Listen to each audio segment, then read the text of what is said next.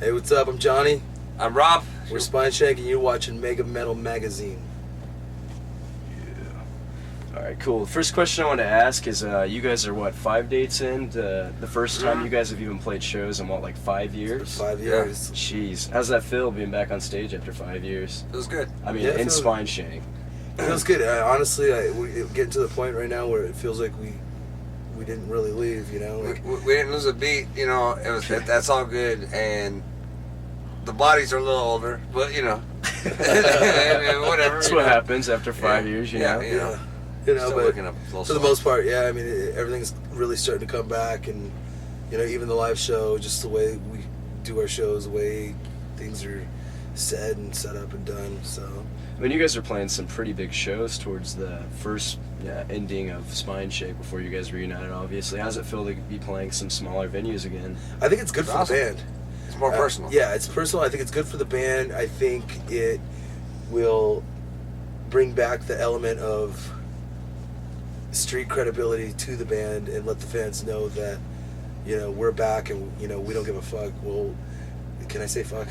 Yeah, dude, you can say whatever you Okay. And we don't give a fuck. We'll play anywhere, you know, as long as the fans come out to wherever. And we've always been an interface, like party with us. Don't you know, like no big deal. You know what I mean? Yeah, we're not the kind of assholes that just stay on our bus all day long and then don't come out after we play. Yeah, that's awesome. I mean, the first thing I do, we get off stage. Fuck the shower, fuck that. Let's go dry off, change your shirt. Let's get over by the merch booth, hang out, fucking, you know, shake hands, sign autographs, whatever the fuck we gotta do. Drink with some fans. Do some shots. I mean, that's kind of the whole element of Spineshank. We've always been that band, and I don't see that changing anytime soon. Yeah, well, it's great to hear. That's great to hear. At least you guys are still, you know, how you used to be. Well, I know what it's like to be a 13-year-old kid and wait outside somebody's tour bus for 2 hours to see if they'll come out and sign my fucking shirt. Yeah, no shit. You been there? I've been there, bro. Yeah. And that's one of the things that I swore that if I ever got anywhere in this business that I would never do to my fans, you know. That's great to hear. If I don't come off the bus, it means I'm like on my deathbed, you know, and we're just not that bad. Always willing We to don't get cancel every shows. I'm sick right now. You know, I've been sick. Obviously, for still fucking did a great show, so. You know, whatever it takes. I almost fell off the stage, but you know. So did Alexis from Straight Line. Alright, that's cool. I wasn't the only one. So, So you guys, how many songs have you guys wrote for the new record so far?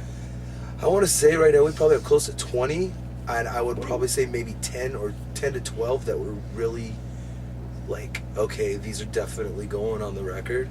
So the record's pretty much done as far as the writing process. we're gonna write when we get home. Yeah. I think there's a few more elements of Spineshank that we need to preserve, and so we're gonna write probably another batch of songs, another 4 or 5 songs, and just kind of try and get a really good, you know, what's the word I'm looking Vibe, for? you know. Vibe. Yeah. No, I mean, well, it's like shit. We haven't been out in 5 years, you know. Well, Yeah, dude, I will you gotta, say- you gotta Come get out it swinging. back. I will say this much: this record will be the Spineshank record that we always wanted to make, and not what the label wanted us to make. Is it gonna be self-titled, or does it already have a name for the?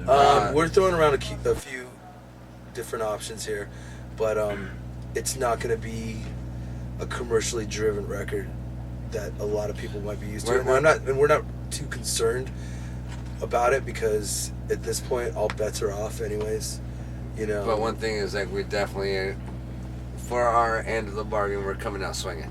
Yeah. You know, so it's like, you know. It's definitely going to get you in the boo-boo. It's fucking great, dude. So it's gonna be a little bit heavier than like the last ones. So it's going to be much heavier. Yeah. I mean, that and the fact that, you know, I think it's also going to be a more guitar-driven record. Now that I'm I saw you playing guitar on a lot of the new stuff, and that's something that I never really did before. But after the initial breakup, you know, I went and started Silent Civilian, so that's naturally what I'm really used to now. The last 4 years I've been playing guitar like crazy. So that's kind of where like I'm bringing something new to the table, as far as that's concerned. I think it'll just add to the crunchiness too. So it'll just sound good. Yeah. So on regards to Silent Civilian, actually, what's going on with that right now? Actually, Record's almost done. Be out October this year. So Awesome. you could definitely look forward to a summer tour. Chris is back in the band, just to let everybody know. But then again, this isn't a Sound Civilian. Exactly, yeah. So let's keep it on Spineshank. Cool. So when can we expect the new Spineshank record? You said something like fall, right? Yeah, we're hoping for fall. The fact of the matter is right now, we are officially free agents, so we don't have a label right now, and there's offers on the table, but what I think we really need to do before we start entertaining any of these offers is reestablish ourselves as a band. That's why we're doing the Music as a Weapon tour.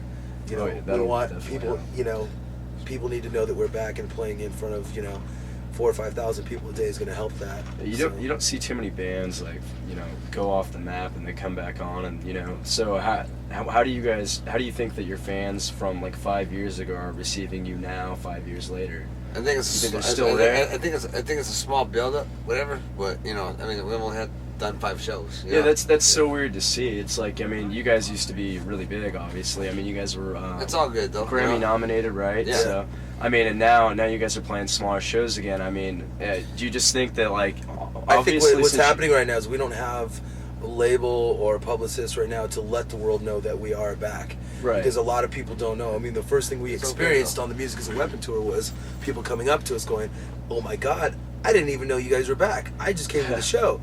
So that's one of the things that, you know, needs to kind of happen right now. And the little funnier thing is that, you know, we're older now, so there's more newer bands, and it's like, you know, pretty much we got to go up there and show, like, even if no one knows that we're back, we got to show them, okay, this is how you do it. I got to kind of disagree with him though. I think our style of music as Spineshank has actually come full circle. I'm seeing a lot of the newer bands, especially in the hardcore and the death, you know, core scenes, really latching on to that style of playing, you know. But then again, I listen to Beach Boys too. Yeah, I do actually. See, for me, it's cool. one thing. It's one thing for these guys because these guys. It's been 5 years for them.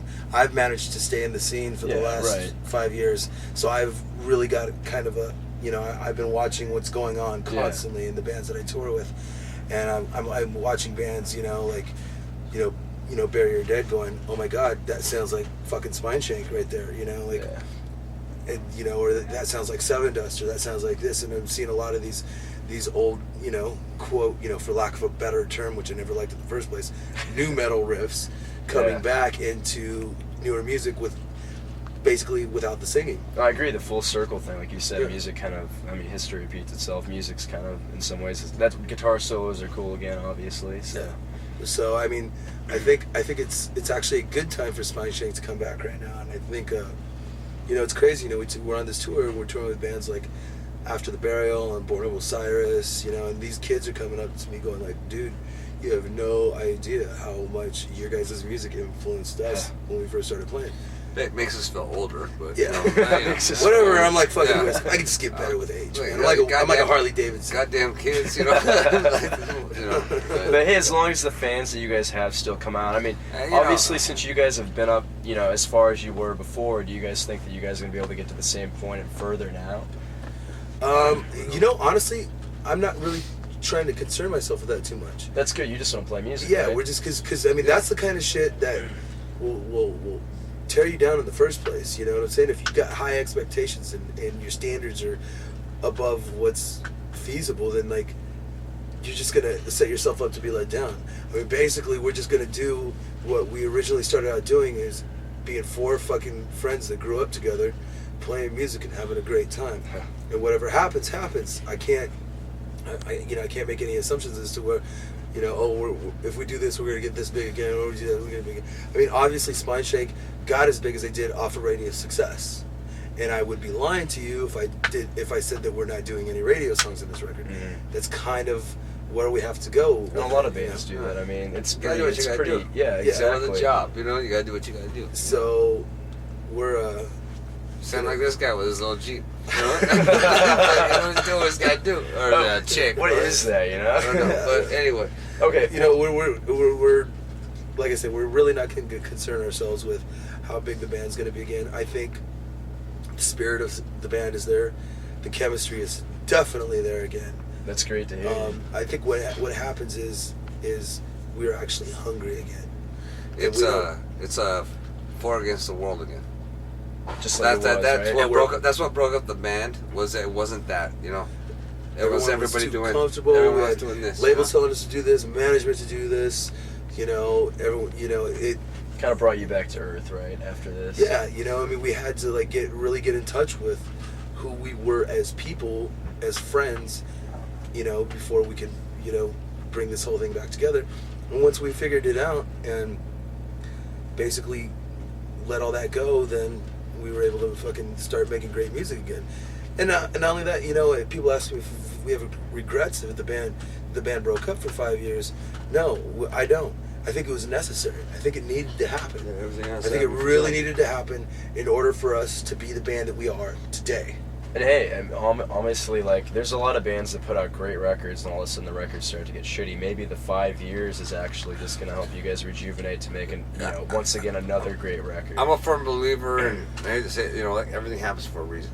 Yeah. You know what I mean? And, you know, and it's like, you know, when he quit, you know, the band, whatever, you know, and you know, three of us are doing our thing, he's doing his thing. It happened for a reason. And now you guys are back together. Yeah. And you're still able to do your other projects. It's like a relationship. You know, thing, it's basically, you know? I guess you could look at it like this. I'm pulling a Corey Taylor on a much lower scale. You know what I'm saying? Yeah, the different projects. Well, I think it's definitely. I mean, I always hate to say this with him, you know, but it's like it was like a relationship, you know, and it was like fucking marriage. We need to take a break. It's all about a marriage, you know. It's all about. It was. We need to take a break, you know, and all this stuff, you know. As gay as it's that amazing sounds, to me that so many bands can actually stay together. You really stop and think about it. You know, depending on how many people in the band, you take 4 to 6 people. Slipknot, for instance, 9 members. Yeah, you're talking so many different personalities, okay? And a lot of times, you know, there's drinking and drugs involved as well. And then you stick these addictions and personalities on a 45-foot tube with wheels for 2 years. Something's bound to happen, you know? So, I mean, that's why, like, you know, you see so many of these bands, like, ride on separate buses now, or, you know, they're just, it's hard. And, you know, for the bands that can pull it off, God bless them, man. Like, for us at this point now, I think we know when we're overstepping our boundaries with each other, and we just, you know, we'll be like, hey, let's give it a rest. Hey, when you're on stage, though, you know, you're all, you know, brothers, your family, that you know. So. No, obviously, I mean, no matter what. That's the one thing that brings us all together. That's the thing. It's like, we know how everyone works. We know what everyone's gonna do. What I might not want to talk to this fucking asshole all day long. Yeah, but as soon as they get on stage, I'm grabbing his ass. You know what I'm saying? Because that's why we're here in the first place. I spanked him tonight with a bass. You know, all right, cool. You know, like, you know, because I got a great ass. Nice all right. Well, you know, that's your opinion, but no, but no. I mean, we know how each other work when we help. Well, that's what your girlfriend said. Your girlfriend said I had a great ass. Thank you. I'm gonna call her and rip into her right now. You know. But no, I mean, Sorry, Priscilla. But we know how we work on stage. That's the thing. And we can still fuck around, blah blah blah, all that bullshit, you know. And it works, you know. Well, it's great to have you guys back and everything. It's great to be back. One last thing, do you want to just talk about a little bit more about the future, about Spineshank? What's coming up as far as, I mean, I don't know if you can really reveal some tours or anything, but like... tours we can't really reveal. I mean, as it stands right now, we're booked into June. We're finishing this Music as a Weapon tour, and then that tour ends May 17th, and we're going to continue on headlining. It's going to be a package. We're going to bring out another couple nationals. It's for Jason, I guess. It was Jason. Good Jason. We're gonna bring out a couple of nationals and do a headlining run, about a 4-week headlining run, and then go back home. And you know, we're gonna try and finish up the new record. I'm trying to finish up 2 records at the same time. So yeah.